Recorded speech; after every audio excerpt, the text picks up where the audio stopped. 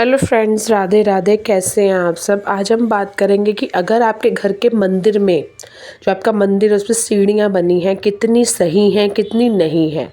हिंदू धर्म और वास्तुशास्त्र में घर के मंदिर को सबसे पवित्र पूजनीय मानते हैं, है ना, जहाँ सकारात्मक ऊर्जा का निवास होता है। ये एक वह जगह है जहाँ हम भगवान से जुड़ते हैं और शांति प्राप्त करते हैं। वास्तुशास्त्र में बताया गया कि घर के मंदिर से जुड़े नियमों का पालन करना आवश्यक माना गया है, नहीं तो इससे क्या होता है, वास्तु दोष उत्पन्न होता है।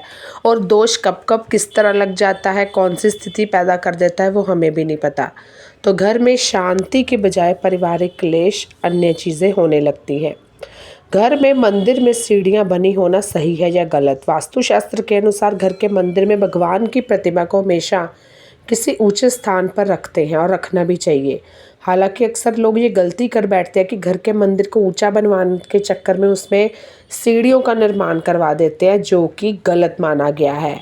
आप कहीं पे जाते हो या किसके घर में आपने देखा होगा या कहीं पे भी देखा होगा, नॉर्मली हम घूमते फिरते हैं तो आपने देखा होगा मंदिर में सीढ़ियाँ होती हैं कई।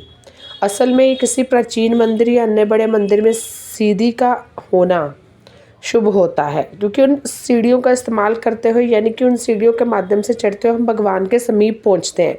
लेकिन अगर आप घर के मंदिर में बनी सीढ़ियों का प्रयोग करते हैं, वो व्यक्ति द्वारा नहीं हो पाता है।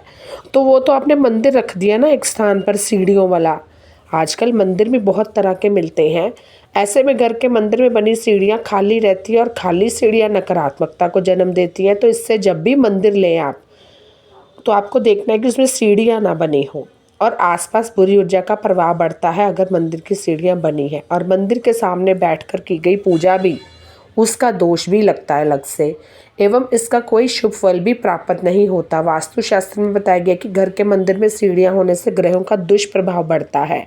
ऐसे में मंदिर में भगवान की प्रतिमा स्थापित करने के बाद भी उनका वास उस मंदिर में नहीं हो पाता। तो इस बात का ध्यान आपको ज़रूर रखना है कि जब भी मंदिर लेना है, सीढ़ियों वाला मंदिर नहीं लेना है। अब ले चुके हैं तो फिर आप ये दो उपाय कर सकते हैं उसके दोष को कम करने के लिए। पहला है कि ये मंदिर में बनी सीढ़ियों पर लाल कपड़ा बिछाकर उस पर फूल या थोड़े से अक्षत रख दिया करें। इससे मंदिर का वास्तु दोष दूर हो जाएगा। मतलब आपका परमानेंट, जैसे होता है ना कि लोग जब घर लेते हैं तो परमानेंट मंदिर बना लेते हैं जिसमें सीढ़ियाँ होती हैं, तो उसका कोई उपाय नहीं हो सकता। दूसरा उसका ये उपाय है कि मंदिर का निर्माण दोबारा से भी करवा सकते हैं।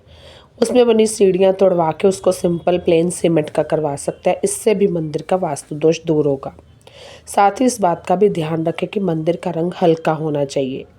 गहरे रंग का मंदिर खरीदने से सकारात्मकता बाधा आती है। जैसे कि आप हल्का सफ़ेद हो सकता है। अब बात करते हैं घर के मंदिर में किस रंग के कपड़े का इस्तेमाल करें। काफ़ी लोग घर के मंदिर में कपड़ा यूज़ करते हैं, तो वो सबसे उत्तम होता है पीले रंग का। ज्योतिष में पीला रंग देव गुरु बृहस्पति से जुड़ा है। ये रंग ज्ञान, बुद्धि, सौभाग्य, समृद्धि का प्रतीक है।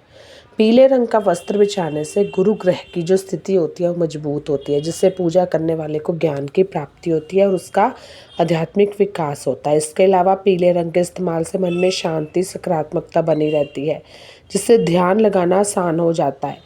पीले रंग के अतिरिक्त आप हल्का नीला, सफ़ेद रंग का कपड़ा बिछा सकती हैं। सफ़ेद रंग शांति, पवित्रता, सादगी का प्रतीक है, जो पूजा पाठ के लिए शुभ है। अब बात करते हैं लाल रंग। अगर आप लाल रंग की बात करते हैं, वो जोश और अग्नि तत्व का प्रतीक है। हालांकि इसे सौभाग्य का रंग तो मानते हैं और ये माँ दुर्गा, माँ लक्ष्मी का प्रिय रंग भी है, पर इसे सीधे मंदिर के आसन पर बिछाने से अत्यधिक ऊर्जा का संचार होता है, जो पूजा स्थल की शांति को भंग कर सकता है, खासकर अगर मंदिर उत्तर पूर्व यानी ईशान कोण दिशा में है। अब यहाँ फिर जैसे नराते आते हैं, है ना, शुक्रवार हम पूजा करते हैं, तब आप लाल रंग का कपड़ा बिछाने से आपको वैसे तो बचना, तब बिछा सकते हैं जब जैसे मेन अवसर होता है, अवसरों पर ही आप इसका प्रयोग करें। इसके बजाय आप देवी देवताओं की मूर्तियों के नीचे या उनके वस्त्र में लाल रंग का उपयोग कर सकते हैं। लेकिन मुख्य आसन जो है वो हल्के रंग का ही कपड़ा बिछाना श्रेष्ठ है। मुख्य मतलब पूरे मंदिर का। सबसे ज़रूरी बात है कि कपड़ा हमेशा साफ और शुद्ध होना चाहिए।